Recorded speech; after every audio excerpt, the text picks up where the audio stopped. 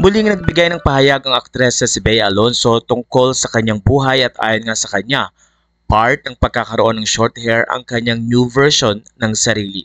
Kaya naman marami ang natuwa sa napakagandang ino-offer ngayon ni Bea Alonzo na bagong teleserye na kung saan ay marami nga ang matututunan at exciting na mga eksena sa nasabing palabas.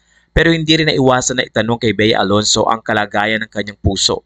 Doon ay binahagi ni Bea na tila nadismaya siya at nalungkot sa dami ng mga fake news or mga kwentong tila mas alam ang nangyari sa breakup nila ni Dominic Roque.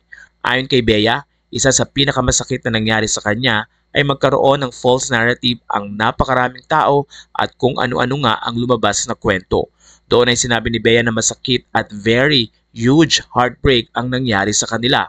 Ilang mga paglilinaw din ang ibinigay ni Bea at ayon nga sa kanya, hindi siya ang nakipag-break. Sa puntong ito ay hindi na masyadong inelaborate ni Bea Alonzo ang reason ng kanilang breakup bagkos sa hiniling niya na sana daw ay igalang kanilang desisyon dahil maayos naman ang kanilang naging paghihiwalayan. Siguro nga ay apektado din ng maraming mga fans at followers ni Bea at pati na rin ni Dominic dahil hindi nga naging malinaw sa kanila kung ano ang totoong nangyari. Ito nga rin ay dahilan ng napakarami at sangasangang kwento mula sa iba't ibang tao. Hindi nabigyan ng pagkakataon na maipaliwanag ni Bea at pati na rin ni Dominic ang tunay na nangyari sa kanilang dalawa.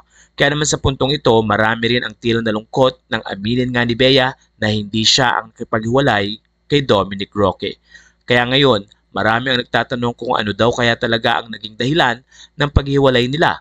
Nakikita rin kasi ng mga netizen na mahal pa rin ni Dominic Roque si Bea Alonzo pero prayer pa rin ng iba na sana daw ay magkatuluyan at magkabalikan pa rin ang dalawa.